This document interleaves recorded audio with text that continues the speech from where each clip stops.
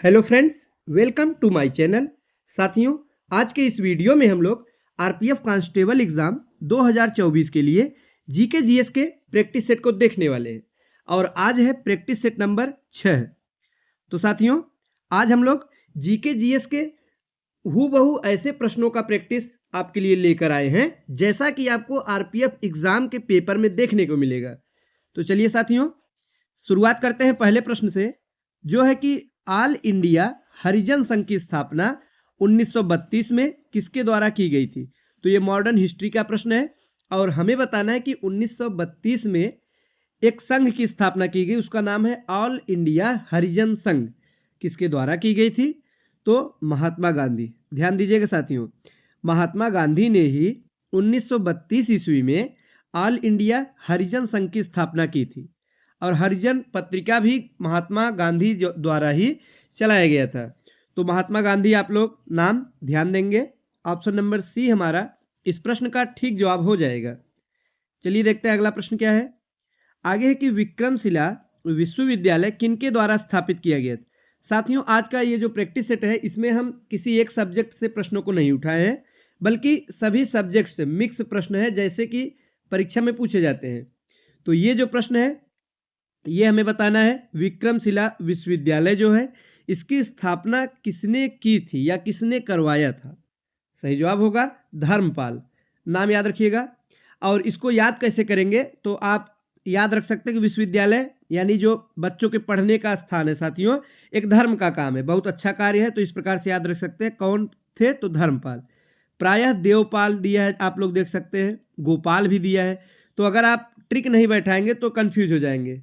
परीक्षा में पता चला गोपाल लगा दिए तो आपका आंसर गलत भी हो सकता है। इसीलिए विश्वविद्यालय स्थापना करना यानी कि बच्चों के लिए एक धर्म का काम है, तो धर्मपाल ऐसे आप याद रख सकते हैं। विक्रमशिला विश्वविद्यालय, धर्मपाल।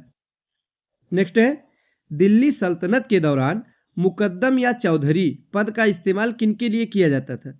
तो जो दिल्ली सल्तनत के दौरान एक पद था चौधरी का पद, या इसे ही मुकद्दम का पद कहते थे, ये इस्तेमाल किसके लिए होता था ये हमें बताना है। तो इस प्रश्न का सही जवाब क्या होगा साथियों? इस प्रश्न का सही जवाब होगा गांव के सरपंच के लिए। ऑप्शन नंबर ए हमारा ठीक जवाब हो जाएगा। नेक्स्ट है, भारत में प्रथम जनगणना किस वर्ष प्रारंभ की गई थी। तो साथियों, जो पहली बार जनगणना प्रारंभ की गई थी 1872 ईस्वी में किया गया। किसके समय में? लॉर्ड मेयो के शासनकाल में। जानते रहिएगा, कभी कभी क्या होता है कि आपको डेट दिया रहेगा, पूछा जाएगा किसके शासनकाल में पहली बार जनगणना प्रारंभ की गई, तो आपको वहां पे बताना होगा लॉर्ड मेयो के शासनकाल में 1872।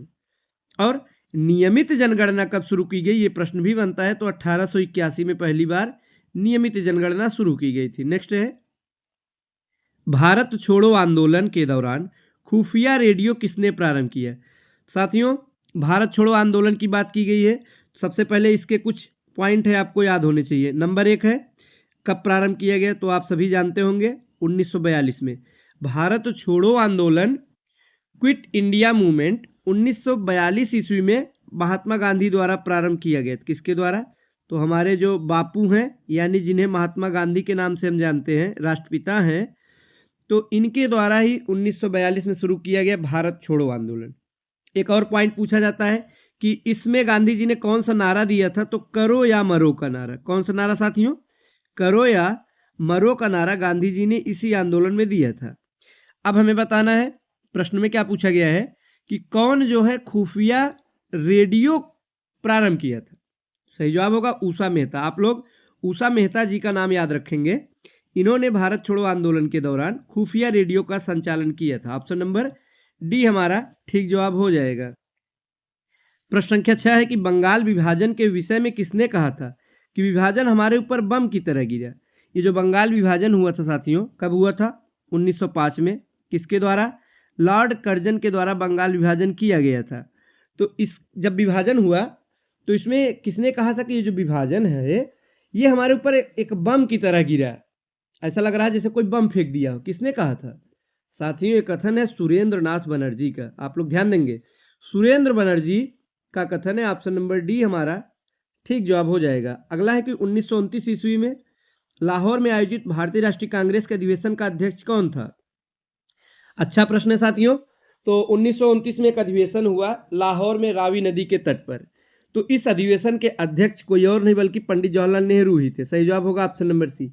और इसी अधिवेशन के दौरान पंडित जवाहरलाल नेहरू ने पूर्ण स्वाधीनता का प्रस्ताव रखा। साथ ही साथ पहली बार नवगृहित झंडा, जो नया झंडा बनाया गया साथियों, पहली बार इसी आंदोलन के तहत फहराया गया और 26 जनवरी का एक डेट निर्धारित किया गया स्वाधीनता दिवस के रूप में। और यही वो कारण है कि संविधान तो हमारा बन के तैयार हो जाता है 26 नवंबर 1949 ईस्वी को, किंतु लागू कब होता है? 26 जनवरी को। नेक्स्ट है, गदर पार्टी की स्थापना कहाँ पर हुई थी? तो लाला हरदयाल द्वारा इसकी स्थापना की गई थी। साथियों हमें बताना है कहाँ पर हुई थी, जगह का नाम। तो सैन फ्रांसिस्को, संयुक्त राज्य अमेरिका का एक जगह है। तो यहाँ पे सीधा सीधा देश का नाम पूछा गया तो आप लोग बताएंगे संयुक्त राज्य अमेरिका में हुआ था। नेक्स्ट है, 1905 ईस्वी में सर्वेंट्स ऑफ इंडिया सोसाइटी की स्थापना किसके द्वारा की गई? तो servants of India society Gopal Krishna Gokhale, किसके द्वारा साथियों? गोपाल कृष्ण गोखले द्वारा सर्वेंट्स ऑफ इंडिया सोसाइटी की स्थापना की जाती है। गोपाल कृष्ण गोखले ये गांधी जी के राजनीतिक गुरु भी इनको माना जाता है। आप लोग ध्यान दीजिएगा, प्रश्न बनता है यहाँ से, गांधी जी के राजनीतिक गुरु कौन थे? तो गोपाल कृष्ण गोखले थे। नेक्स्ट है, अनहैप्पी इंडिया पुस्तक के लेखक कौन थे? अनहैप्पी लाला लाजपत राय। आप लोग ध्यान देंगे, अनहैप्पी लाला लाजपत राय जो है इस पुस्तक के लेखक हैं। सही जवाब होगा ऑप्शन नंबर सी। नेक्स्ट है, किरातार्जुनीयम पुस्तक किसने लिखा था?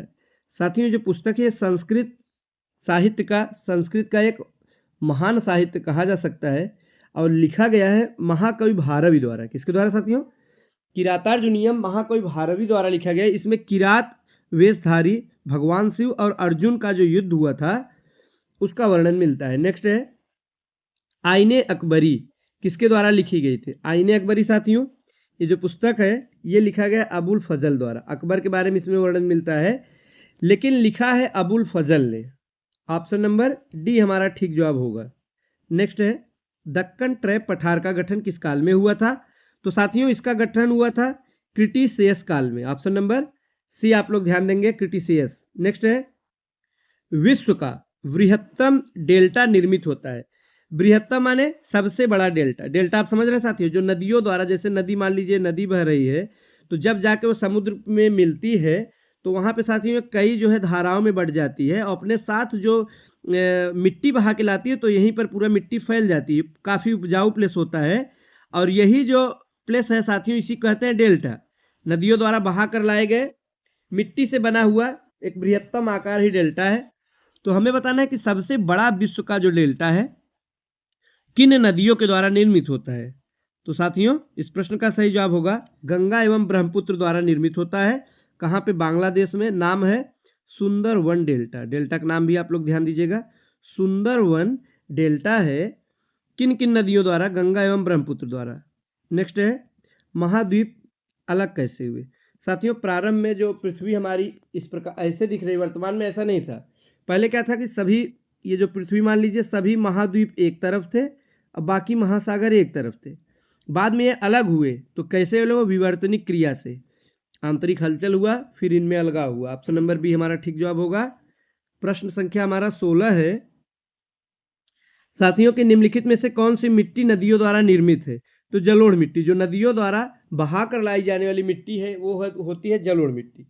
और जलोढ़ मिट्टी की अगर बात की जाए तो काफ़ी उपजाऊ मिट्टी है। कैसी मिट्टी है?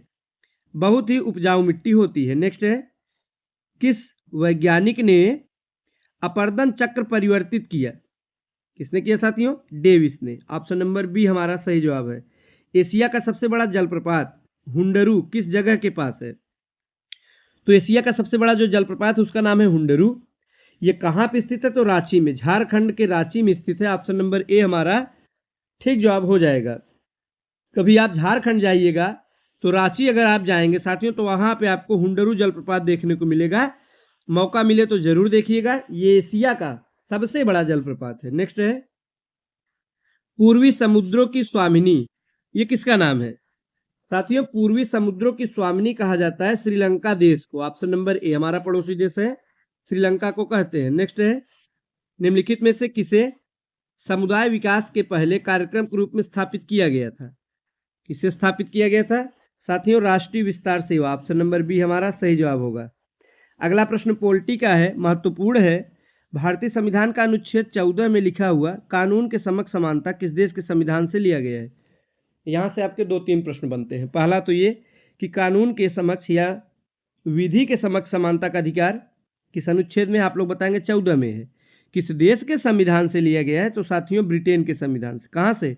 ब्रिटेन, यानी इंग्लैंड जो है ब्रिटेन के संविधान से लिया गया। ऑप्शन नंबर बी हमारा ठीक जवाब होगा। तो साथियों ये थे आज के जीके जीएस के कुछ महत्वपूर्ण प्रश्न। आगे और भी प्रश्न है तो हम उन्हें नेक्स्ट प्रैक्टिस सेट में देखेंगे। वीडियो अच्छा लगा हो तो लाइक करिएगा, शेयर करिएगा साथियों।